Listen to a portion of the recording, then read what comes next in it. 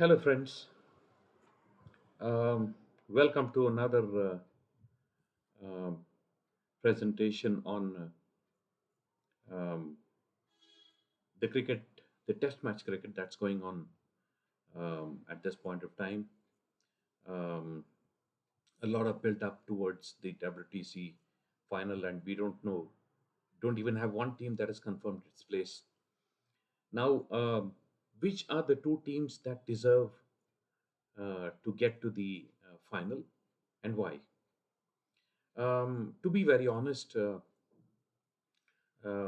Indian team looks the most deserving to be in the WTC final. They'll need a bit of luck going their way after their slip up. It was a slide, not even a slip up against New Zealand. Uh, why do I feel that the Indians are the best um, possible team to first make it to the WTC final? Just look at the kind of batting talent that they have.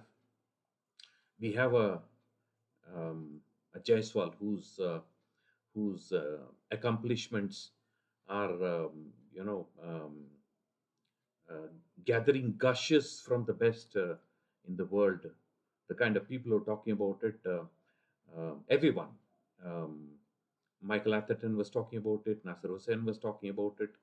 Jaiswal's ex-coach is talking about it, and the comparison between him and Prithvi Shaw.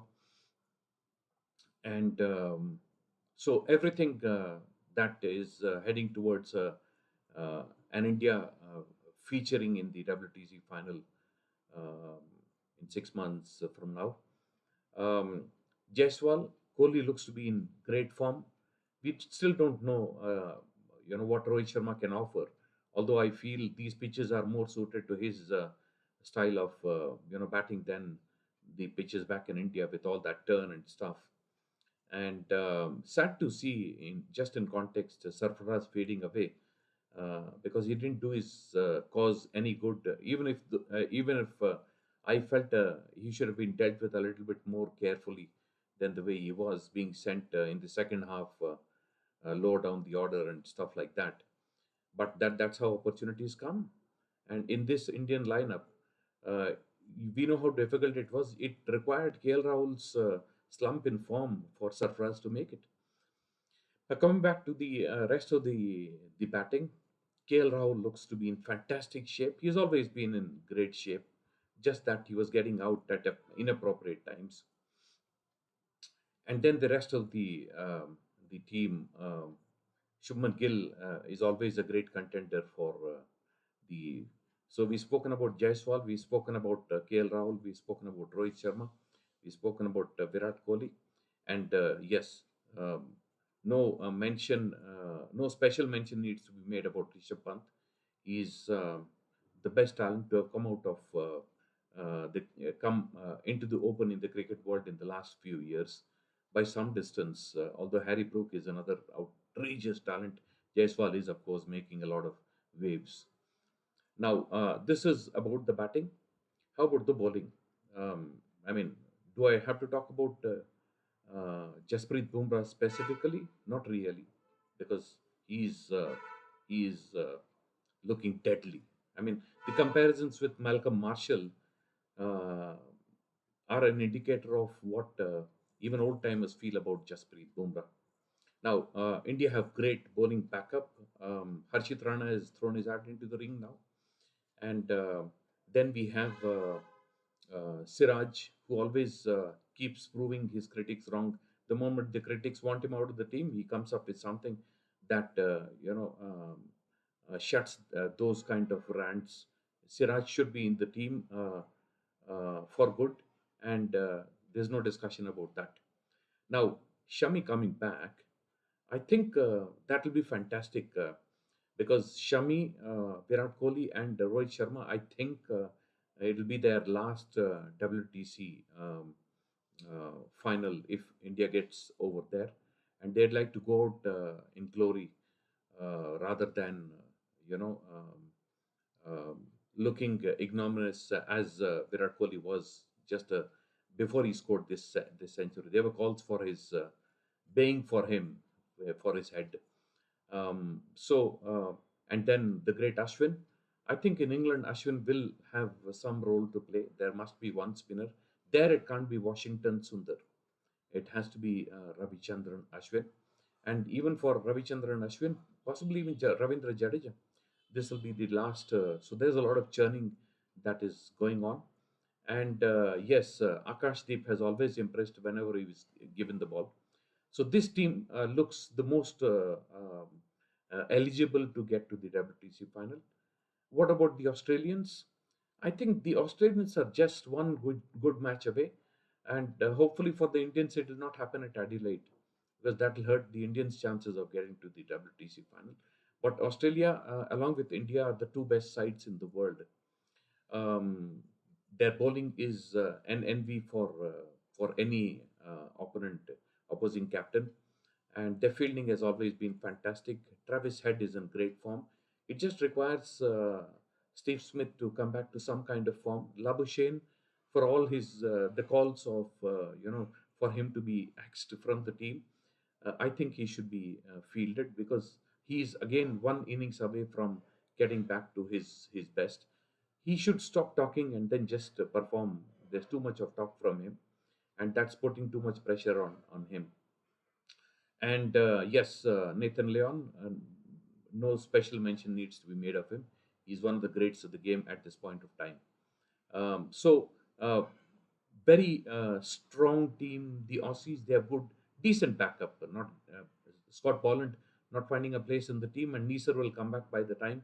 Hopefully, he will not be injured. He's good backup for the Aussies.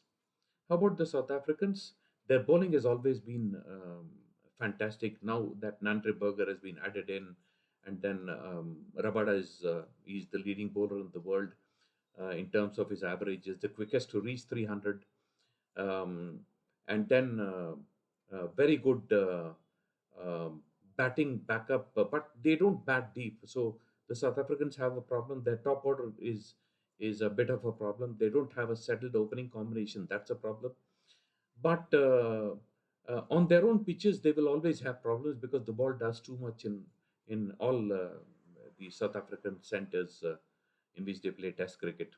The conditions are such. I think if they get to the WTC final, they are the third best equipped team in the world.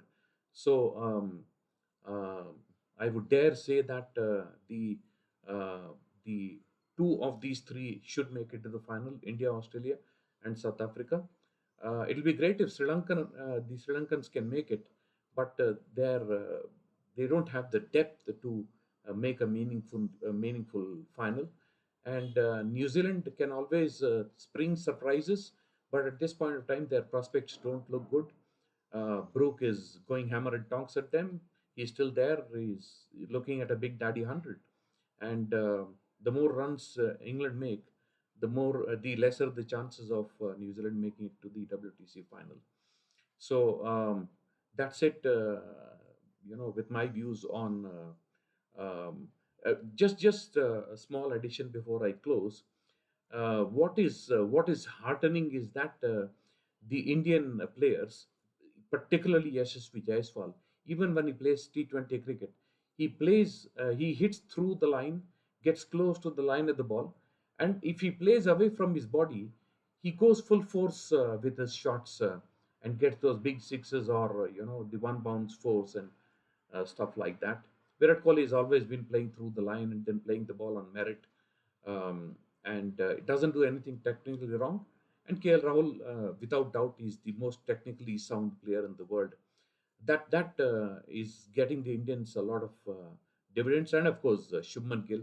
I think there's no better example than Shubman Gill of of the way the current youngsters are shaping. They hit a lot of sixes, but they play through the line and play the ball on merit. That's one thing, and I like what Cheteshwar Pujara, my favorite player, says about why the Indian bowling is succeeding and why the Australian bowling is not succeeding. The Indian bowling is succeeding because they're bowling at the stumps. And Bumrah does that all the time and persistently. I think more than McGrath, Bumrah has been the kind of bowler who makes it suffocating for batters. So the comparison between both of them, um, David Lloyd says that it is Bumrah he would prefer, also because Bumrah is awkward to play. So that's it from me on this. I'll come up with another thought and another video. Please do like, subscribe, encourage, comment, even criticism. All are welcome. I know everything is well meant, and um, I cannot be successful without contributions and support from the viewers. Thank you so much for your time.